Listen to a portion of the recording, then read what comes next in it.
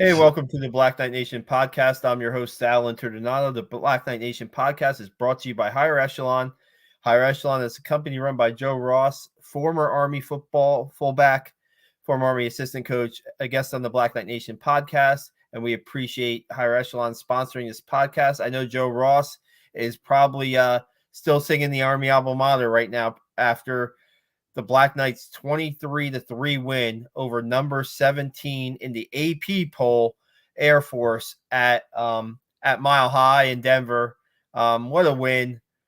One of the best wins we've seen Army in a while, and we have Seth Mendelson of Black Knight Nation with us today to talk about it. We might have other people drop in and out of the podcast. We'll see who shows up, but man, Seth, you gotta coming into the game, I only know really one person that really picked Army to win. Even Army fans were, pretty honest about their pick. They thought that they hoped that Army could stay in the game. They hoped Army could win, but Army was 18-point underdogs in this game.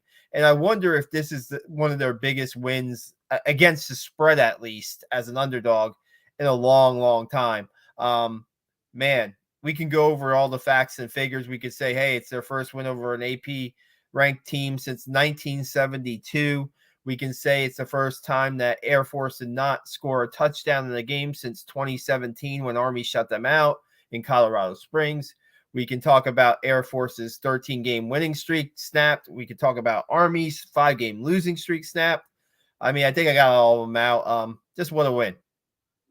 Fantastic win. I've been an Army fan since the 60s, and this is definitely, in my opinion, the biggest win Army has had in the many, many years I followed the team. We can talk about the 16 team when they beat Navy, which was a great game too. I was extremely impressed with the defense, extremely impressed with the special teams, including the punting. And of course, the field goal kicking by Quinn, three field goals, did everything he was supposed to do. The kickoffs were fantastic, as Coach Monken said after the game. The offensive line, the first half, played really well, creating a lot of holes for Daly to go through. And the defense, as I said before, played a fantastic game. One of the best games and most rewarding games I've seen Army play in my many years of following them. And I was very impressed. Very impressed. Guys, if you're watching now, please send in your comments and questions. We'll post them on. We'll answer them. I mean, it started off pretty strong for Army. They were able to get a touchdown on their first drive, 62 yards, Bryson Daly. And so I looked it up. Bryson Daly had 36 carries, right? I was going to send you a photo of this out of the media guide. That's the fifth most all-time in Army history, a single game carries. Last time that was even close to being done was Carlton Jones in 2005, 38 carries. So, man, what a workmanlike effort by Bryson Daly. And you know what? Last week, he got back into the playing in games, right? It wasn't the result that Army wanted against UMass. But today, man, if Army doesn't have Bryson Daly, they certainly don't win this game. And what an effort. And we've talked about how hard he runs, how hard he plays the game. And, I mean, he's knocking guys back. Yeah, he's getting stopped sometimes for 1 or 2 yards, but he's moving the pile forward. Coach Monken said in the press conference, he can get hit by a sledgehammer 36 times and still want to get hit again. That's how tough this kid is. And, I mean, that was one of the good quotes from the press conference today. Just talking offense first. The defense we will go into. What an effort by the defense. But talking the offense first, I mean, certainly Bryson Daly, the offensive MVP of this game. Oh, definitely. I mean, you think about it, the 36 carries, he threw the ball 9 times. He had four completions. So he was involved in 45 plays offensively. I don't know how many plays Army ran offensively. And I think they had 6 punts. And so 5 or 6 punts. And then you had a couple of guys, Buchanan and, of course, Kanye run the ball a few times. But this guy was involved in like 85-90% of the plays. And, fortunately, he didn't get hurt, which is a miracle. But wow, I mean, just what a performance. He was the MVP of this game. And as you said, they don't win without his performance today. I was very impressed, again, very impressed. Yeah, I mean to have man, this kind of gave me like 2017 feels where Ahmad Bradshaw, rushed for over 260 something yards, I think, and carried the ball a high percentage of Army's plays. And, yeah, it was a quarterback driven game on offense. They threw it a little bit. I don't really want to talk too much about the same old when you're fourth and short and you're going from the shotgun instead of under center. We're keeping it positive today, and it's tonight. And it's just like, when the offensive line, I tell you, here's my take. The offensive line got off to a good start. I think on both of those running plays, Josh Lingenfelter threw some very, very key blocks to tight end. And having Josh Lingenfelter back in the lineup, he was out against UMass, is a big deal, especially blocking. I mean, I'm not saying it's like having another offensive lineman, but he is an elite blocker at the tight end position. Okay. And when he sealed off a lane for the 62-yard run to happen. And I think he had another key block on the touchdown run, the shorter touchdown run by Bryson. But having Josh Lingenfelter back was really key today. You hear that, okay, Bryson's going to start. Kind of figured he would after playing last week, but you really didn't know what the tight end situation was. And if they were going to have Lingenfelter or David Crossan. Well, they had Lingenfelter, and it made a difference today on the offense on the offensive side, I think. Totally agree. I thought the whole offensive line played really well. The tight end, obviously, Lingenfelter as well. They got called for too many penalties, but too many like block, holdings or chop blocks and stuff like that. I think that, to me, sometimes it seemed like the referees were looking for the minute thing for Army, but yet Air Force might have been getting away with that same minute thing on their side. That's just my perspective. I think some of the calls, like that one chop block against Finucane and Lingenfelter, did Lingenfelter even touch the guy? I agree with you. I thought that was a bad. And that was key. They were on Air Force's side. 15-yard chop block puts them way off schedule. I mean, what are we trying to do? Army's winning the game, so we're just gonna call it to the. We're gonna look at it so closely that then do it for. Honestly, just do it on both sides. And you didn't see that, even though who got away with I think Air Force got called for roughing the passer maybe, and that was kind of a little bit. That was a tough call. So that was that was a tough call. I think Army played aggressive today. And I think when you play aggressive, sometimes you do commit more penalties than you like, especially these roughing the passer type penalties and stuff like out of bounds hits. That one call, I think it was a 30-yard gain. You got the horse collar for 15 and then the late hit for 15. Air Force got the ball on the 5 or 6. My thing is a horse collar play on a guy who pitched the ball. Is that it wasn't even the ball carrier. You still can't bring him down like that. I guess. I've never seen that before. They got no points from that. They missed the field goal. The kick went right over the goalpost there, and they called it wide, which I think was the right call. Yeah, it was. Yeah. But it's listen, I don't fault these guys for playing the way they did because they played aggressively. What I was really impressed with, most importantly, was the 6 turnovers to 0. I'm more impressed with the 0 than I am with the 6, believe it or not. Good point. They didn't put the ball on the ground at all. No turnovers. Well, when you have so they ran 60 plays, and when your quarterback runs it 36 times and he doesn't fumble once, it's a pretty good stat. I mean, no interceptions. Not 9 passes, no intercept, not a lot, but no interceptions, nothing. Yeah, he was pretty decisive on where he was going to throw the ball. Didn't really force it too much. We have some Theme Pro saying, "Thank you, Army paid big." Imagine taking Army in the money line today. Imagine taking that. That had to be 4 to 5 to 1, something like that. I would say it was crazy. We have John Griffin. Thanks for checking in, John. The 6 Air Force turnovers and additional 2 turnovers are down to the side this game. Absolutely. And man, let's just talk defense. I mean, Leo Lowen was all over the place. I X'd or tweeted out that's a National Player of the Week performance there on defense for Leo Lowen. 12 tackles, 2 forced fumbles, I mean, all over the place today, making key stops. Jimmy Charlo with a big play, getting the shoestrings of the Air Force quarterback. That would have been a big play. That was only an 8-yard gain could have turned it off to the races for Larrier. He had a big game. Bo Nicholas Paul. Man, you know what? Before the game today, I'm going to say this. My daughter asked, "Is Bo playing today?" Bo Nicholas Paul is my daughter's favorite player. We talked to him in the preseason, and my daughter was with me when we talked to him, and he was just so real. He was so New Jersey, and my daughter loves the guy. And for Bo Nicholas Paul to come up with 2 interceptions today, right, and a fumble recovery, 3 takeaways for Bo Nicholas Paul. And remember, he had that pick 6 in the opener, right? Right. So that's 3 interceptions on the season, his senior year. And I had to ask him, what's the feeling like when you can accomplish beating Air Force, a ranked Air Force team? And let's get this straight. We're going off all over the place here. That's what this game was about. So Air Force, they stopped Air Force from celebrating and being CIC champs today.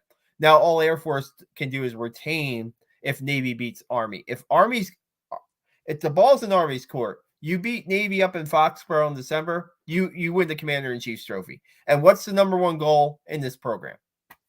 Sure, win that trophy. You're right. You're absolutely What's right. the number one goal? So now Army ruined Air Force's season today. No matter what they do, the rest of it, Air Force is a decent team. They're a good team. But no matter what they do, even if they run out and they get into a nice bowl game, which they have a chance to still do, a New Year's Day bowl game, I doubt it, but possible. They ruined their season today. And big game. Good point. Yeah, it's a good point because so Air Force was they're number 25 in the CFP standings, rankings, whatever you want to call them. And Tulane's the only group of 5 team ahead of them. So Tulane beat a 1-7 East Carolina team 13-10. They're not that much better. They barely won, but they're ahead of them. James Madison will be ahead of them now too, but James Madison does not get to go to a bowl because they're which is a joke. But more on this game. I mean, the defense without the turnovers. I mean, man, Quindraylon Hammonds. I mean, that one sack that he had when he read the play that forced, I think, Air Force into his first field goal. Great play there. Who am I missing? Who am I missing on defense that really came? Jackson Powell. Jackson Powell came to play today, and Jackson Powell had that one play where he read it. He blew up the play. I think it was on 4th down. Maybe I'm pretty sure it was a 4th down play, and that stopped Air Force from getting in scoring range. And Powell was all over the place. Cam O'Gara made plays today. The defensive line held its own. They played off each other. They played off of each other. One guy did great, the other guy did great, and it went down the line. And I think what they do, they took a very good quarterback, and they took him out of his game right away. Mm-hmm. I felt that that fumble, that pass that became a fumble. Oh yeah. I mean, that's not a college level play. I mean, he had time to pass that ball, and he rushed it. He was rushing. Yeah, he was rushing. Yeah, and look what happened. He fumbled the ball. Army recovered, and I sat there watching the game, and I said, "Wow, this guy's not the guy." I watch every Air Force game because they're on late at night from the West Coast, from the Mountain West region, and so they're on at night a lot. They're on Friday nights, and I watch just about every game. This is not the same quarterback I've seen in the other 8 games that Air Force have played. I've probably seen 7 of the 8 games. He was just totally different.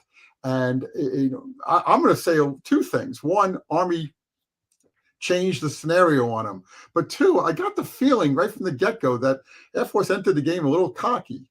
And we're going to try, we're not going to have much of a problem with Army here. And that 62-yard touchdown by Daly changed everything. And then the stop on 4th down, getting the Army ball, I think it was on the, help me here, 34-yard line. The Air Force, it was. Army had a short field. You're up 10-0. They weren't really running anything. They were running base plays. It seemed like Air Force to run the fullback, then quarterback keep maybe, and Army was able to. I want to say I'll look up the stats in a second, but Larrier was off rushing stats weren't very good. Uh, 93 yards. I'm sorry, 45 yards rushing. How many carries? But 20 20? carries. 20 carries. 2.5 yards a carry for it. And Michelle, their leading running back. Yeah, Michael, 30, I think. Yeah, Michael. He had 37 yards on 8 carries. And Yeah. one was 13. So the other 7 was under 3 yards. So Larrier didn't turn the ball over in their first 8 games and turned the ball over 3 times. 3 times? One fumble, and I thought one fumble and maybe 2 fumbles, but definitely one fumble the pass. That wasn't. Yeah, it was 2 because he got sacked late in the game. Or was that the backup that got sacked? I don't know. Late in the game. Fumbled the ball 4 times. Wow. Yeah. I mean, you know what? Art checking in, much needed victory for Army. Absolutely. A 5-game losing streak. They never had a 6-game losing streak in season with Jeff Monken as the coach. That doesn't happen today. We talking about the defense and everybody. Charles Davis checking in. Thanks, Charles. Really appreciate you watching. I mean, just they frustrated Larrier all day long, and the defense Nate Woody gets a lot of credit, and Jeff Monken was saying he knows Nate Woody can coach against triple option offenses, and man, he showed it today. He had his defense ready. Anybody that came in there contributed. I think on that Leo Lowen sack, I want to make a mention that Andre Miller recovered the fumble. That's a great moment for Andre after, about a month ago, he was taken away on the stretcher at Syracuse. He came back last week, played 3 plays against UMass, and today he has a fumble recovery in a CIC game. That to me, that's really awesome. I heard I got a tweet from somebody's Army grad saying that put a tear to his eye because very emotional time. You get to know these players a little bit. Especially people on post get to know these players a little bit. And man, that was a great moment. A moment that probably is overshadowed a little bit. Great win, go Army go, says Charles Davis. Yeah, now I mean Holy Cross they have 2 straight home games against Holy Cross and Coastal Carolina. Coastal Carolina did pull out a win today. So they're 6-3 now. They're bowl eligible. They're 2-0 without Grayson McCall at quarterback, so I don't know if Grayson McCall comes back. He's in concussion protocol, hasn't been cleared yet to play. That's 2 weeks away. Now they'll focus on Holy Cross. Can't take Holy Cross lightly, but certainly has some momentum heading into next Saturday at Mikey. And like I said, it just so much reminds me a little bit of the 2017 game. 2017 team, was a little bit better, but it shows you how close that Army was, right, Seth? If they maybe just the turnovers weren't there in a couple games, they probably have a few more wins. I know you don't like to look in the past, you like to look ahead, but you're right. I mean, Louisiana Monroe could have been a win. BC could have been a win, and what can I remember? Oh, Massachusetts, UMass. Yeah, these are 3 games that but ifs and buts. It didn't happen. 1 possession games. Yeah. You got to look forward, and you got Holy Cross coming in, which gave Boston College a tough game early in the season. BC is playing really well now. Army can still finish 6-6. It's possible. They obviously there won't be any. I guess there'll be a line on Holy Cross. It won't be official because Holy Cross is a different level, but they'll be favored against them. As of today, if I was to say, I would guess they'd be favored against Navy. Going into that game, they played it next week. But they're not. We have to wait for that. And Coastal Carolina is a good team, but who knows? They played. What happened with Navy today? They were losing 17-0 at Temple. They lost 32-18, I believe. It's a very bad Temple team. So Navy's up and down. So who knows? Hey, listen. Army's playing for something now in the in that game. Navy's just playing for to beat Army. Of course, that's a big deal. Spoiler, so to speak. Army can win the CIC. Navy can't win the CIC. The best they can hope for is 1-1. So this is a much more important game for Army in terms of the CIC than it is for Navy. Of course, they always play tough. Yeah, wow. You know what? Low in stats, I thought that you should add a couple tackles and maybe a sack. Or it seemed like he did more than 12 tackles, 2 tackles were lost, 2 forced fumbles, 1 fumble recovery. It seemed like there were a couple Leo Lowens on the field today. It seemed like there were multiple. He played the game of his season that so far this year.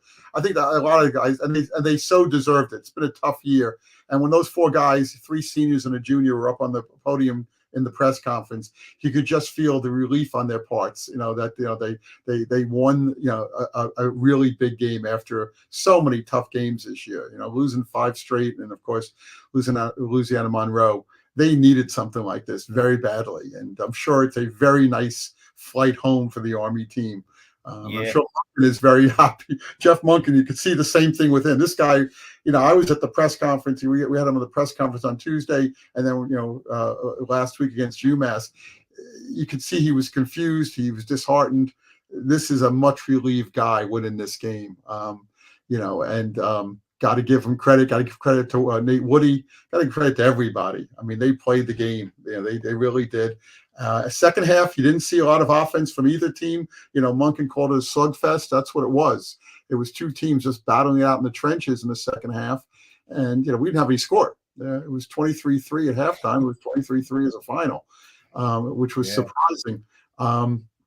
I'm sure if you had the over of 36, at halftime, you say, this is easy. I'm going to win this. But they didn't score. Air Force, the second half team. They're a second half team. Well, 0 points in the second half. Well, the second half team defensively, offensively, I don't know what was wrong with them. I mean, I guess Army was wrong with them. That's what was wrong with them.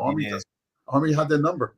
Real quick, Coach Monken, credit the scout team for Army's success today, saying the scout team showed them some good looks.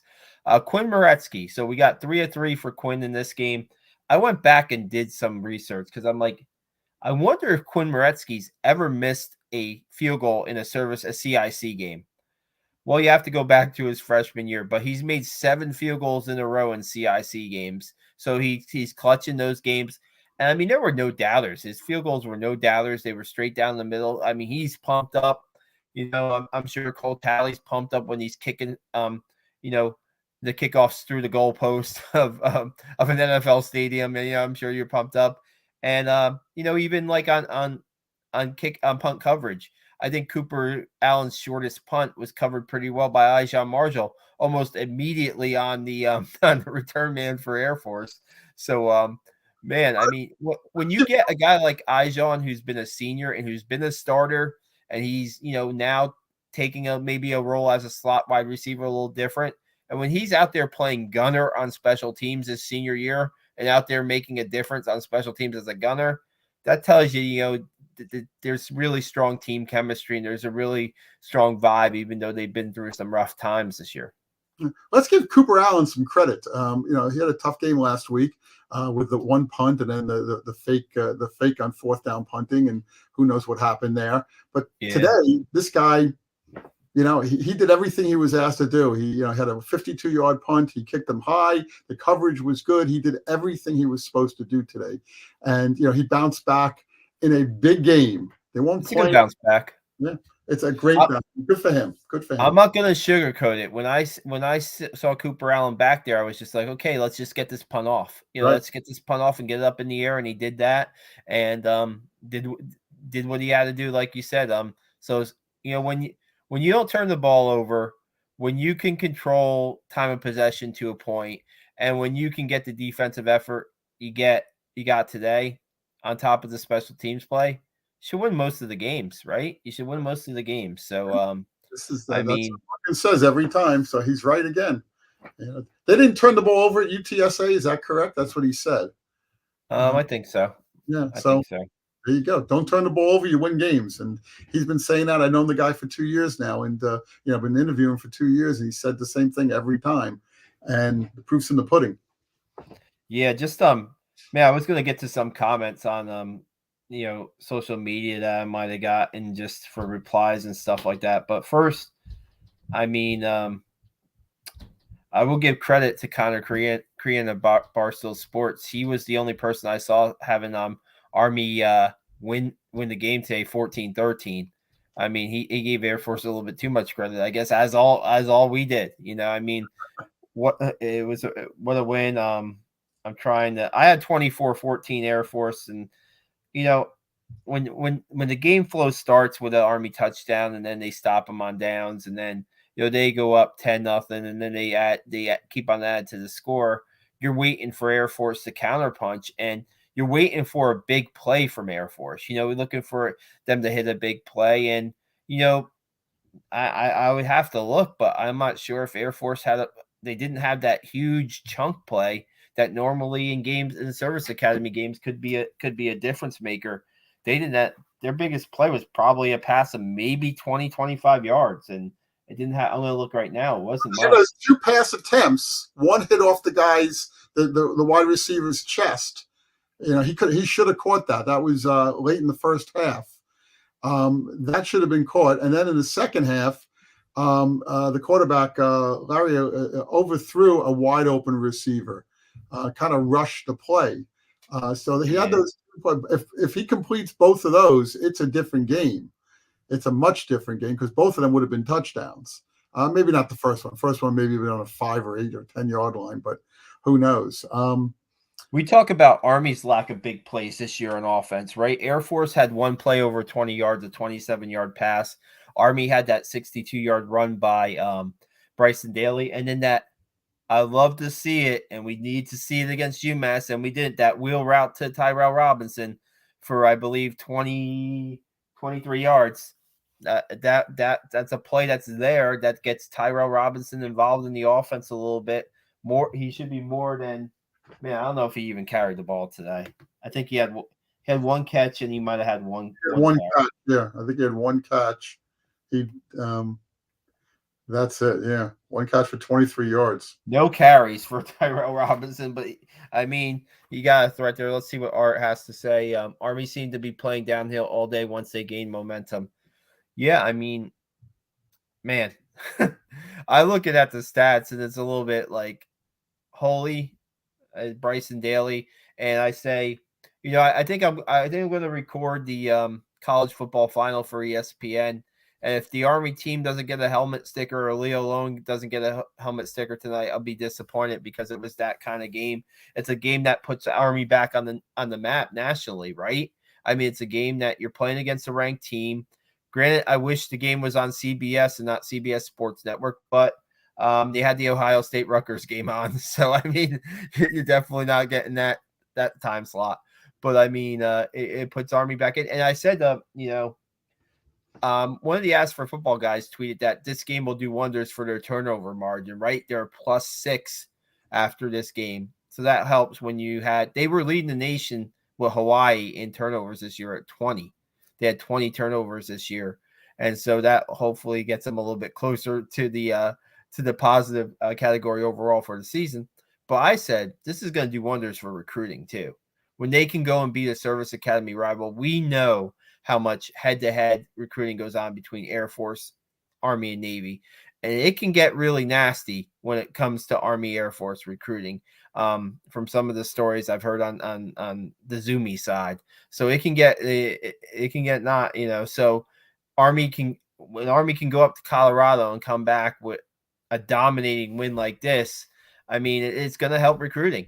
This season wasn't so good for that right now when you're seeing Air Force at 8-0, when you're seeing Army, struggling at 2-6 going into this game. This game changes not only, you talked about what it does to Air Force this season. This gives Army their top goal to achieve, and it also helps on the recruiting front too. It changes everything for the last 3 games of the year, and the Holy Cross game now it means something. I know it's a FCS team, and but it means something. Coastal Carolina is a good team. It means something, and Navy always means something. So Army can still finish 6-6. I know that they're probably not going to a bowl. They need some sort of special. They can't go to a bowl. Yeah. So, but 6-6, losing 5 in a row, finishing 6-6. If we can do that, is pretty good. So I think that's what the coaches are probably telling these kids. They want to get back to work tomorrow and Monday, and now pay attention to a decent Holy Cross team and play the same kind of. Hey, Holy Cross and everybody else is going to be targeting Daly now. That's what they're going to be doing. So hopefully the Army offensive coordinators are going to sit there and say, okay, we got to come up with something else because they got to be ready for everything. So let's see where we go from here. But this changes the whole season and one of the best games I've ever seen Army play. And very happy. Well, yeah, I mean it's a good game. I mean, I personally, you asked me, and I said that streak buster against Navy is probably the best game that I've ever seen Army play as far as what it meant. I mean, as far as meaning, this is pretty up there because, we talked about knocking Air Force off from the ranks of the unbeaten, talked about finally getting that AP ranked 52 straight games they've lost to AP ranked opponents. That's finally by the wayside. You wish they could have one of these days beat a good Power 5 program, an elite Power 5 program. That's probably the last missing notch in maybe Coach Munkin's belt. But now with going to the AAC, those games might be few and far between, Right. So we'll have to see what that is here. Charles Davis Daly did a great job today, but I do miss getting the other running backs involved, like Tyrell Robinson. Yeah, I mean, I saw Markel Johnson in the game today. I did see him in the game. He didn't touch the football, but I did see him in the game. I wish we could see more Markel. Maybe we'll see more Markel as in these last 3 games. I think that, Kanye Udo had 9 carries, 37 yards from what I just saw. So, I mean, and other than that, there were 11 carries that were not by Bryson Daly today. So there was not a lot of spreading the ball out. This didn't happen much. Game plan, how the game was going, game flow, and 13 carries. We had 13 carries. Harris had 1 at the end, and Buchanan had 3. And my fault. Buchanan had 3, not 1. Good. Yeah. Yeah. I'm just looking at the CBS stuff here, but still, I mean, I'd like to see more people involved too. I have to agree with Charles Davis here. I'd like to see Daly did fantastic, did everything you expected, but I'd like to see more people involved. You can't have a one-man show in college football. Somebody's going to pick up on that. So yeah, I mean, hopefully they do something over the next week, and I think Holy Cross is probably the good team to go against here going into next week and fine tune the team even more for the last 2 games. So yeah. So just a couple notes. Credit Army Athletic Communications on this one. It's the first time Army has forced 6 turnovers since Rice, October 7th, 2017. That's a long time ago. And only the second time since at least 1996 that the Black Knights have forced 6 turnovers. So that's something to note. Wow. Yeah. So, I mean, here's another correlation from Army Sports Information that we really appreciate. 170 yards by Bryson Daly are the most against Air Force since Ahmad Bradshaw's 265 in 2017. So another correlation with that 2017 game to note. So some good notes there. They also pointed out that this was the first time Army's beaten a ranked team by 20 points or more since 1958. So Army did beat some ranked teams in the 60s. They beat Penn State. They beat Cal. I think they beat somebody else. Maybe Pitt was ranked. But 1958 winning by 20 points or more against a ranked team. Very interesting. And that was a good. Yeah, we've done a flip. We've done a 360 from last week, right? Because Aaron Scott saying spring and summer going into 2024 will add more to the offense. Screen game counters, more speed to the outside, only going to get better. Here comes Art. What do you foresee Army doing with the 2 non-conference games in addition to Air Force and Navy to fill out their non-conference schedule in the future? We talked about that, but go ahead, Seth. Well, they're going to go with one Division 1 AA school, an FCS school. They have 2 on the schedule for next year, Dartmouth and Lehigh. And the bet is that they're going to keep one of them. I would think Lehigh because it's a Patriot League team, but it might be based on where they can schedule the game. The other game will be against a good team, a top team.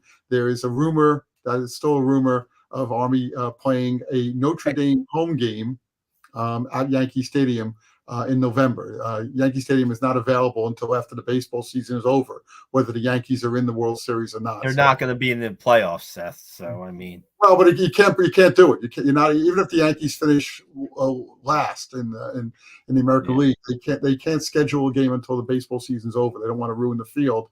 So that means and they always play Air Force the first weekend of November. So that means the second or third weekend of November, an Army Notre Dame game, if they can get the thing done. It's been rumored. A lot of people have told me about it. Hey. Not done. Yes. I broke that story in 2021 that they were going to be playing. You're one of a lot of people who told me about it. So, so if that happens, that'll be the two non-conference games. And according to the people at West Point I talked to, it's going to go on from there. The same thing: one FCS team, and then one Power Five, probably not an SEC team unless it's Vanderbilt. Power Five school like a Syracuse or Boston College. I heard Wake rumor Forest, Syracuse, Boston College, right? Those type of teams. Yeah, Northwestern. Stanford. I hear Stanford is maybe. Some of these conferences are going to 9 league games. The Big Ten is next year, and that makes having only 3 non-league games, and they all want to play one FCS team. So there's less and less likelihood of that. There's also talk of maybe playing one Sun Belt team, instead of the FCS team, but I don't think that's going to happen. Get your Louisiana Monroe still on the schedule and the like, man. Yeah, well, they do. No, I mean, if you're gonna be, it's hard to project, right? You don't know what kind of team you're gonna have, each year, so to speak. But maybe you keep a Troy on the schedule, maybe you keep a Coastal Carolina on the schedule every so often, because you still have, I think you still have 2 more games against Coastal that were contracted. Who knows? They might be the games that they got out of. We don't have a list of the 40 games that Mike Buddy said he got out of, early on, and once they announced the AAC move next year.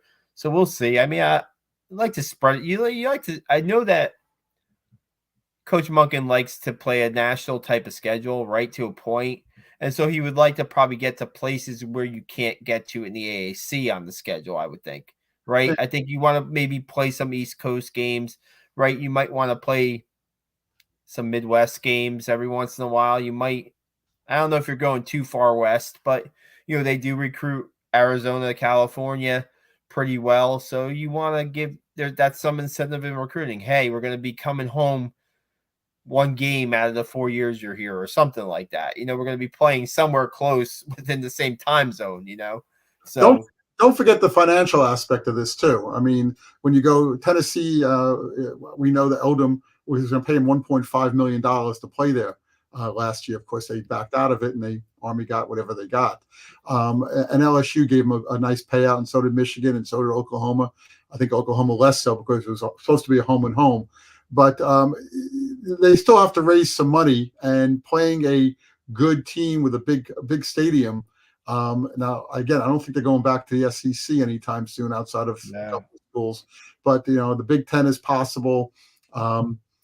You can get $1 million in one of those games. You could probably get $1 million from BC or Syracuse. I mean, maybe a little bit less than 800,000. You can get that from BC or Syracuse. So, or Rutgers. Rutgers is going to be a better program suddenly. One thing I have to bring up, I noticed Air Force, I knew they were a senior-laden team, but on offense, they were starting 10 seniors, and on defense, they were starting 9 seniors. Mm-hmm. Going to be interesting how they rebound next year with a whole team. The whole argument about them keeping the COVID year where they kept a lot of their players home, and some of these guys are now their seniors, right? Or could be their seniors. And I mean, I get it, but you look at Army's defense, right? They have 8 out of the 11 starters are seniors.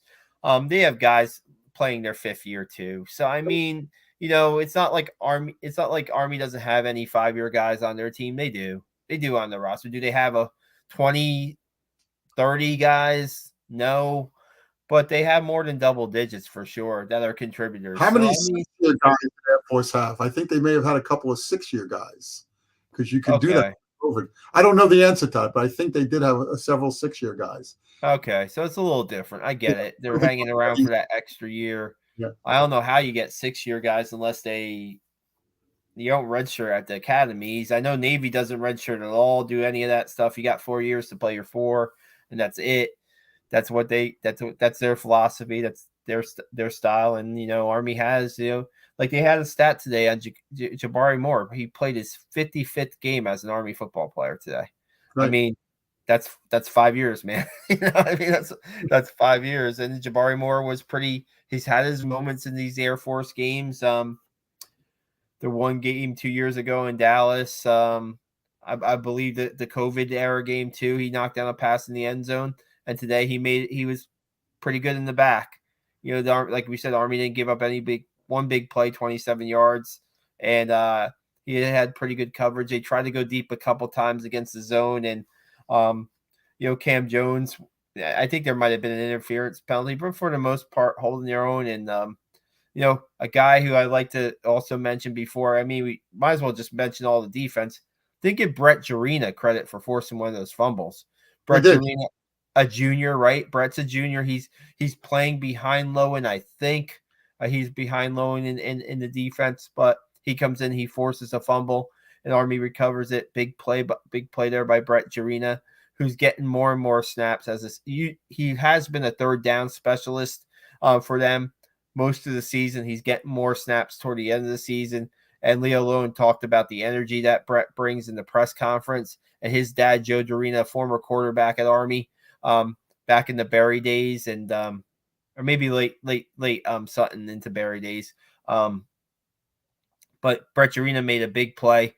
Got it. Before we get off, I want to give that definitely credit. I thought Max DiDomenico was all over the place. He was playing a little bit closer to the line at times, and he may not have made the tackle. I think he had 6 tackles, but he may not have made the tackle, but he definitely slowed down the Air Force runners a lot when they were trying to get to the outside. Really well played by Max today. Man, I mean, we might as well just give a shout out to the whole team, because this was a team effort. And, like you say, the national team of the week, the national defensive player of the week, Army and Leo Lowen should get some consideration this week. I hope they do, because it's been rough. It's been really, really rough this season. The first 8 games were tough. This is certainly some sunshine on the program, and certainly a spotlight. And we'll see now. The biggest game of the year becomes the biggest game of the year, Navy. It becomes where the CIC trophy's on the line. If this senior class, for all they've been through on the field with the close games, and just if they can bring the CIC trophy back to Army, that is a hell of a season. It's a winning season, despite maybe going only 6-6 or something like that. It's important, and it gives the Army everything to play for. You always want to play against Navy. They always do play tough against Navy, as they do with Air Force, but now it means a lot. And it's just really happy for the kids, really happy for the coaching staff. I was really happy for Jeff Munkin. He seemed, down the dumps after Massachusetts with no answers. And seeing him on that stage today and what he was saying and how proud he was of the kids, I was really impressed. I really was. You can see he cares about his players. I always thought that, and he showed it. I mean, you look at the quote he had to Tony Marino, the radio Army sideline reporter for the radio broadcast. You look at the quote he had at halftime. I mean, if that doesn't fire you up, and that doesn't, tell you he's the right fit, our guys have been fighting the whole year. They've been fighting their whole lives. That's why they go to West Point. They go to West Point because they want to fight. I mean, that's what they were in today. They were in for a fight, and they won a unanimous decision over Air Force. They came ready. I wish we could have been there, but supposedly, from what we heard, they lined up on the field like in unison before Air Force took the field to say, "Hey, we're ready. Let's go. Let's get this on." And when the first whistle was blown, they were ready to go, and they showed it in their play. One more comment from Art while we on here. Any sneak peeks or news of themes into uniforms for this year's Army Navy game? I'm not privy to that kind of information, Art. I apologize for that. I don't know what division theme they're going to be this year, but I know they're going to win the uniform battle. They usually win the uniform battle over Navy. Navy's Under Armour, Army's Nike, and Nike does a good job and works with Army, the history department, even to the finest details of those uniforms. Look forward to them. I'm trying to think. I believe Army is the dark color. Yeah, but are they the home? They're the home team, or they? Yeah, because the Air Force, they were the visiting team. So, and Navy was home against Air Force. So Army would be home against Navy. Okay, so there'll be it should be interesting to find out. They probably will not reveal those uniforms probably to around Thanksgiving time, I would guess, but we'll see. If I get any intel on that, Art, I'll certainly put it out there on the next podcast, or throw it on the social medias and stuff like that, or maybe even on the website. But that stuff doesn't really get leaked much. They usually try to surprise the cadets by showing it in front of the whole corps of cadets at some point. I think it is right around the Thanksgiving Day week. We'll see what that happens. But thanks, guys. Thanks for joining us. Seth Mendelson's game story is going up on our website very soon. I'm going to have a couple sidebars. I think I'm going to write something on the offensive line. I'm going to write something on Bo Nicholas-Paul, I believe, and just the defense's effort. And yeah, check us out. Thanks for watching. No problem, Mark. A subscriber on our YouTube channel. We're getting up there on our YouTube channel. Give us a subscribe on our Instagram, black_knight_nation. Give us a subscribe there. Check out our website, Black Knight Nation, for stories. Check out our Black Knight Nation Twitter account, BK Knight Nation. We're growing there. We're approaching 6,500 followers there, which is a good sign. You can follow me if you want on the X or the Twitter. Really appreciate it. And Seth, you're not a social media guy, but Seth definitely has a presence on our website with his stories and stuff like that. So we always appreciate you stopping by on the podcast, and we'll call it a night here on Saturday. Army 23, Air Force 3. The Black Knights moved to 3-6. First win over an AP ranked team in 50 years. And we look forward to talking to you next Saturday after Army plays Holy Cross, guys. Thanks a lot and have a great night. Good night.